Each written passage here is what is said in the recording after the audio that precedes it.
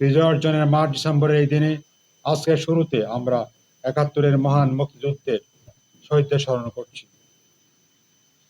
আমরা কৃতজ্ঞতা ভরে স্মরণ করছি জুলাই গণঅভ্যুত্থানে যারা জীবন দিয়ে দেশকে ফ্যাসিবাদী শাসন মুক্ত করেছেন সেই সব শহীদদের বিদেহী আত্মার মাগফিরাত কামনা করছি। ফ্যাসিবাদ বিরোধী লড়াই যারা আহত হয়েছেন, এখন অসুস্থ আছেন, তাদের সুচিকিৎসা ও আশু আরোগ্য কামনা করছি। প্রিয় সাংবাদিক ও মিডিয়া কর্মী ভাই বোনেরা, খেলাফত মজলিস একটি নিয়মতান্ত্রিক সংগঠন হিসাবে রাজনৈতিক অঙ্গনে সামর্থ্য অনুযায়ী ইতিবাচক ভূমিকা পালন করার চেষ্টা করছে। 1999 সালের 8 ডিসেম্বর প্রতিষ্ঠার পর থেকে বিভিন্ন আন্দোলনে সংগ্রামে দেশ, জাতি ও ইসলামের পক্ষে ময়দানে ভূমিকা পালন করে আসছে। হত্যা, নির্যাতন, মামলা, হামলা, জেল, জুলুম উপেক্ষা করে ময়দানে ভূমিকা অব্যাহত রেখেছে।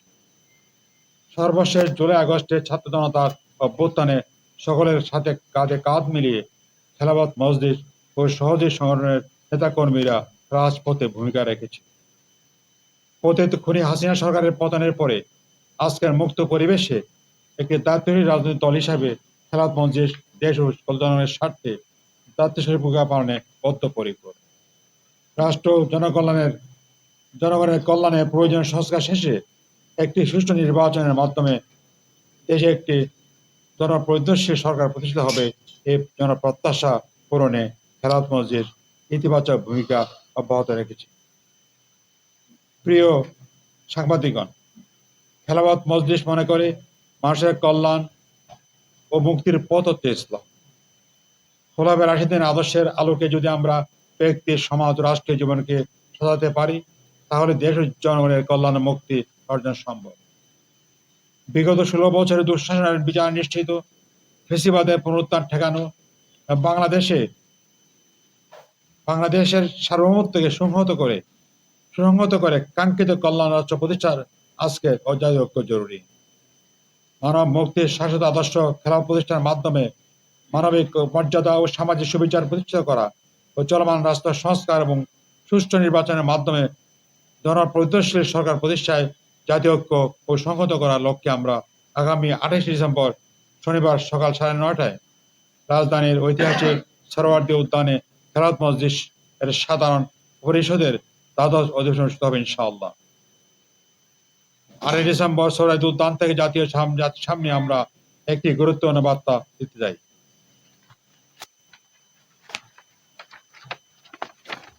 প্রিয় সাংবাদিক বন্ধুগণ, খেলাফত মজলিসের তৃণমূল কাউন্সিল সফলে প্রয়োজনীয় প্রস্তুতি শেষের দিকে। ইতিমধ্যে জাতীয় নেতৃবৃন্দ, বিশিষ্ট উলামায়ে কেরাম, শিক্ষাবিদ, পেশাজীবী, জুলাই গণঅভ্যুত্থানের নেতৃত্ব দানকারী ছাত্র প্রতিবৃন্দকে অধিবেশনে দাওয়াত দেওয়া হয়েছে। সবাই আন্তরিকভাবে খেলাফত মজলিসের দাওয়াত গ্রহণ করেছেন। আমরা আশা করি জাতীয় নেতৃবৃন্দের মধ্যে বাংলাদেশ জাতীয়তাবাদী দলের, বাংলাদেশ জামাতে ইসলামের, ইসলামী আন্দোলনের এবং ইসলামী সমমান ইসলামী দলগুলোর নেতৃবৃন্দ সহ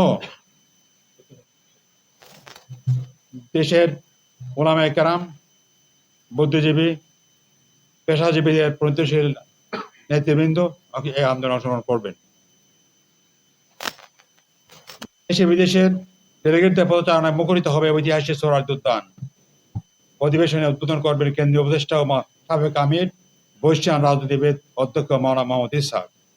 সভাপতিত্ব করবেন আমিরে মজলিস মাওলানা আব্দুল বাসিত আজাদ। অধিবেশন বাস্তবায়নে আমরা সংশ্লিষ্ট সকলের সহযোগিতা কামনা করছি। বিশেষ করে অধিবেশনের সংবাদ কাভারের জন্য সকল প্রিন্ট ও ইলেকট্রনিক মিডিয়া, অনলাইন পোর্টাল ও ডিজিটাল মিডিয়া সাংবাদিক কর্মীদের বিশেষ সহযোগিতা কামনা করছি। পরিশেষে উপস্থিত সবাইকে আমরা আবার ধন্যবাদ জানাচ্ছি। আপনাদের ধন্যবাদ জানাচ্ছি। ডক্টর আহমদ আব্দুল কাদের, মহাসচিব, খেলাফত মজলিস।